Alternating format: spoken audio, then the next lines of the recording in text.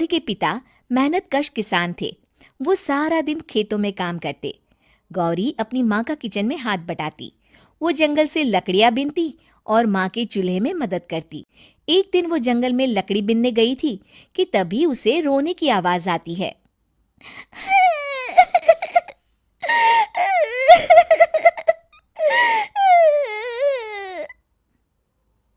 अरे, यहाँ कौन रो रहा है? इस जंगल में भला किसी के रोने की आवाज? जरूर कोई जंगल में फंस गया होगा। वो देखती है तो उसे एक परी दिखाई देती है जिसका एक पंख टूटा होता है।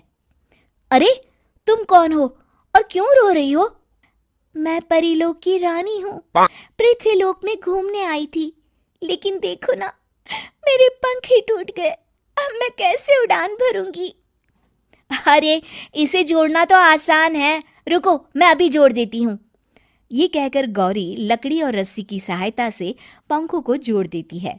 परी अपने जुड़े हुए पंखों को देखकर खुश हो जाती है और गौरी को वरदान देती है कि वो पूर्णिमा की रात किसी भी चीज को हाथ लगाएगी तो वो सोने की हो जाएगी।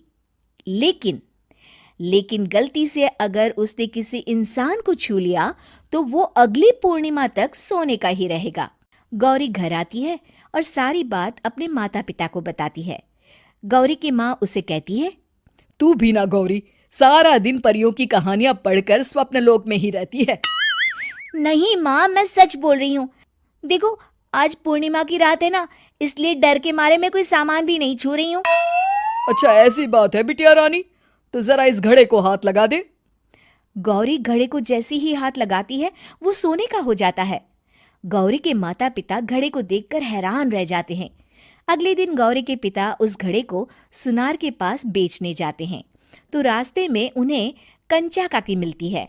वो सोने का घड़ा देखकर गौरी के पिता से पूछती है, अरे गौरी के बापू, ये पीतल तो बड़ा चमक रहा है। अरे काकी, ये पीतल नहीं, सोना है, सोना। बेचने ले जा रहा हूँ। अरे, कहीं कोई लॉटरी लग गई है क्या? इतना सोना?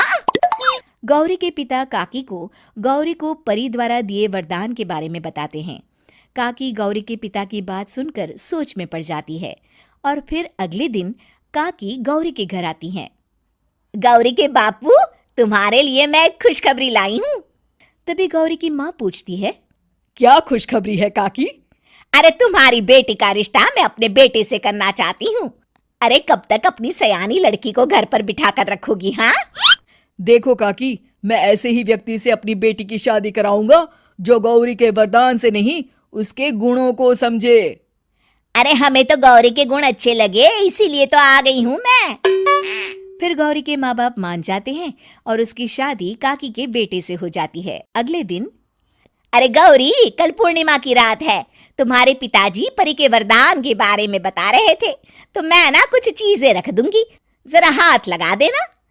तभी गौरी का पति वहां आ जाता है और अपनी माँ से कहता है, माँ, क्या जरूरत है गौरी के वरदान को इस्तेमाल करने की? वैसे भी मेरी मेहनत से घर तो चल ही रहा है ना। और गौरी के पिता ने भी यही कहा था कि वो ऐसे ही व्यक्ति से उनकी बेटी की शादी करेंगे जो गौरी के वरदान से नहीं, उसके गुणों को समझे। अरे बस कर किताबी बातें। तेरे लिए क्या लड़कियों की कमी थी जो मैं ये किसान की बेटी घर ले आती? और सुन गौरी, कल अगर तूने सारी चीजों को सोने का नहीं किया तो मैं तुझे घर से निकाल दूंगी और अपने बेटे की दूसरी शादी करवा दूंगी, समझी? इतना कहकर गौरी की सास वहां से चली जाती है।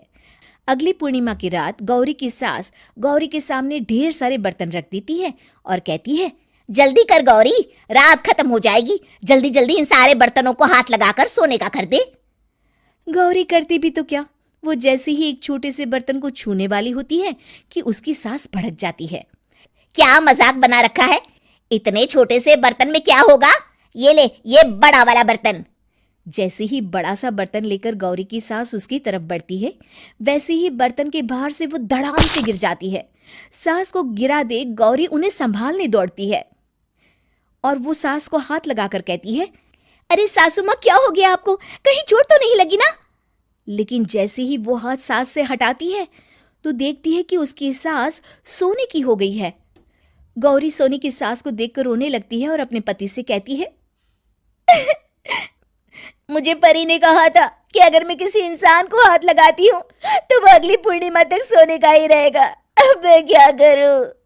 अरे करना क्या है, माँ को उठाकर अलमारी में रख दो।